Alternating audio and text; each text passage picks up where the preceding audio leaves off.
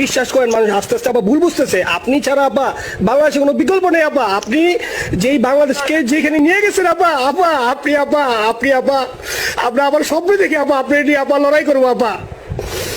আপা যথেষ্ট করছি বাংলাদেশের জন্য, দিন নাই রাত নাই, খাওয়া নাই নাওয়া নাই, দিন রাত জি আপা, আপনি যেই পরিশ্রম আপা করছেন আপা, উঠাইছিলাম বাংলাদেশের সম্মান সব ধুলাই মিশাই দিচ্ছে। অনেক ভালো, আমরা রেমিটেন্স ব্যাপকভাবে বাংলাদেশে পাচ্ছি। আমাদের প্রবাসী ভাই বোনেরা বাংলাদেশে ব্যাংকের মাধ্যমে বা সঠিক চ্যানেলে ব্যাপকভাবে তারা রেমিটেন্স বাংলাদেশে পাঠাচ্ছেন। কিন্তু দুঃখের বিষয় আমাদের গার্মেন্টস সেক্টর, এই গার্মেন্টস সেক্টর এখন ব্যাপকভাবে তারা অস্থিতিশীল করার চেষ্টা করছেন।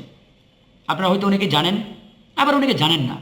আমাদের এই গার্মেন্টস সেক্টরে বড় বড় পদগুলো, যেমন ধরেন আপনার ওই সুপারভাইজার থেকে উপরে এজিএম, জিএম, ম্যানেজার, এরকম বড় বড় লেভেলের যে পদগুলো আছে, এর 95% ভারতীয় এমপ্লয়ীদের দখলে।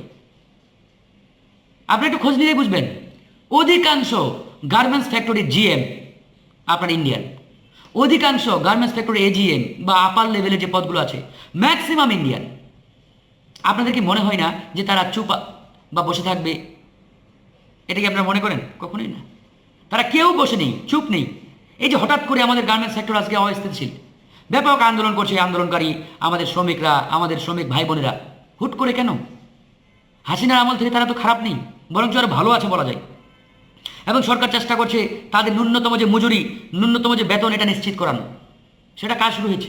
তারপরেও আন্দোলন, কারণটা হচ্ছে তাদেরকে ব্যবহার করে ওই পরাজিত শক্তি এখানে একটি আনস্টেবল পরিস্থিতি তৈরির চেষ্টা করছে।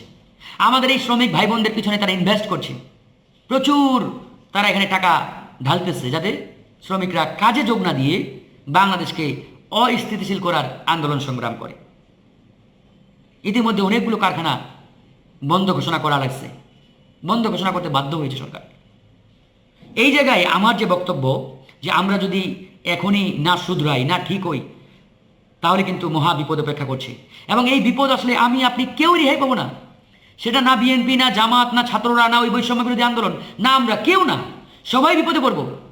এই তিক্ত সত্যটি আমরা যদি বুঝতে না পারি, বুঝতে দেরি করি, তাহলে কিন্তু ভাই সবার জন্য বিপদ, সবার জন্য। ভারত খুব গভীরভাবে আমাদের ভিতরে ডিভাইডেশন তৈরির চেষ্টা করছে, আমাদেরকে ফ্র্যাকশনে ফেলার চেষ্টা করছে, আমাদেরকে আলাদা করার চেষ্টা করছে। কারণ তারা ভালো করেই জানে এই বাংলাদেশের নাগরিকরা, বাংলাদেশের জনগণ, বাংলাদেশের জাতিটি, তারা ঐক্যবদ্ধ যতদিন থাকবে ততদিন বহির্শক্তি বাংলাদেশে কিচ্ছু করতে পারবে না। আর এই জাতিকে, এই বাংলাদেশের নাগরিকদের যত ফ্র্যাকশনে ফেলা যাবে, যত ডিভাইডেশন করা যাবে, যত আলাদা করা যাবে, তত এই দেশটাকে তারা লুটে পুটে খেতে পারবে। দেখেন বাংলাদেশের আপামর জনগণ, রাজনৈতিক দল, ছাত্র জনতা, কৃষক, শ্রমিক, মেহনতি মানুষ যখনই ঐক্যবদ্ধ হয়েছে, এক হয়েছে, তখনই কিন্তু আমাদের সামনে বিজয় আসছে। আমরা বিজয়ী হয়েছি, জয়ী হয়েছি। আর যতদিন আমরা ফ্র্যাকশনে ছিলাম, ডিভাইডেশনে ছিলাম, ততদিন কিন্তু আমরা বিজয়ী বা জয়ী হতে পারি নাই। এখন দেখেন এই যে বিএনপির সাথে আমরা দীর্ঘদিন আন্দোলন করছি, বিএনপি সহ, কিন্তু আমরা কেন ফ্যাসিবাদকে হটাতে পারি নাই?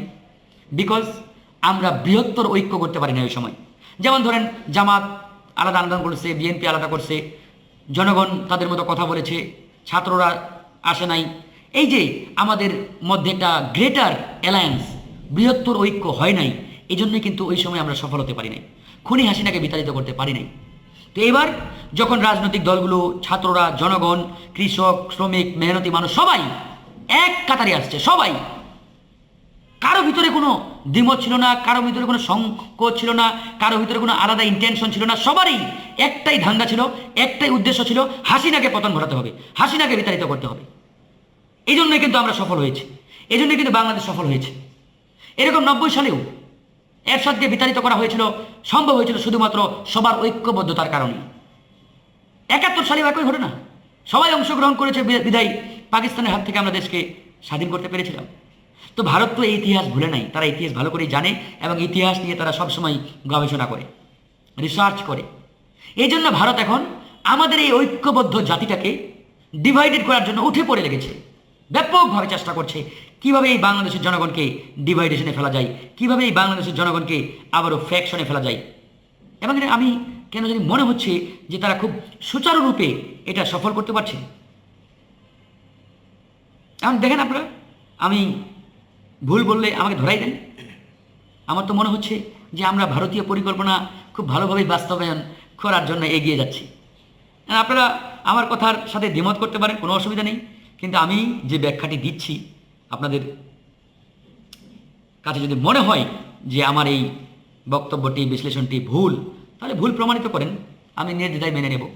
তবে আমি এটা নিশ্চিতভাবে বলতে পারি যে আমরা যদি না শুধরাই এবং আমরা যদি আমাদের এই ঐক্যটাকে ধরে রাখতে না পারি, তাহলে আমাদের সামনে মহাবিপদ। আমি বেশ কিছু জায়গায় দেখলাম যে আমাদের এই অনৈক্য নিয়ে তারা ব্যাপকভাবে বাংলাদেশে একটি অস্থিতিশীল পরিবেশ তৈরি করার, করার, যেটাই বলেন, চেষ্টা করছে।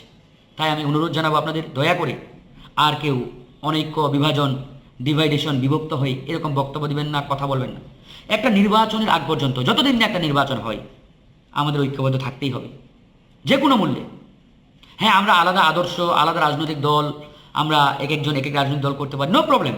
কিন্তু এই যে এর আগে আমরা যেমন ঐক্যবদ্ধভাবে আন্দোলন করেছি, এক কাতারে ছিলাম, কথা বলেছি, ঠিক সেইভাবে সেই কাতারে থাকতে হবে।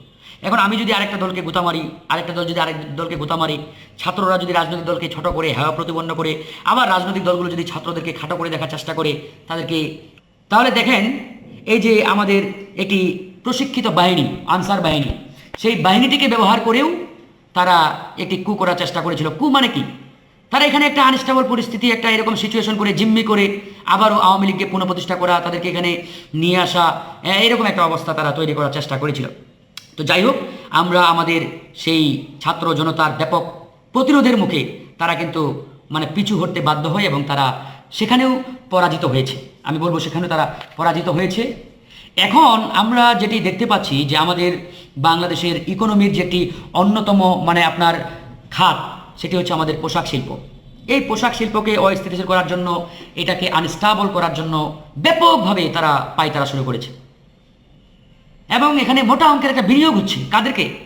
আমাদের শ্রমিক ভাই যারা আছেন তাদের পিছনে তারা ইনভেস্ট করছেন, ব্যয় করছেন, যাতে তারা কারখানায় না গিয়ে আন্দোলন করে, বিক্ষোভ করে, ভাঙচুর করে কারখানাগুলো যাতে সব বন্ধ হয়ে যায়, এরকম একটা অবস্থা তৈরির জন্য তারা কিন্তু চেষ্টা করছেন। এবং অনেকাংশেই বা অনেকভাবে আমরা বলতে পারি সেটি কিন্তু তারা মোটা দাগে এক পর্যায়ে সফল হচ্ছেন বলে আমার কাছে মনে হচ্ছে যে তাদের এই ষড়যন্ত্র অনেকটাই তারা এগিয়ে নিয়ে আসছেন, সফলতার দিকে যাচ্ছে তাদের ষড়যন্ত্রটা। কেন?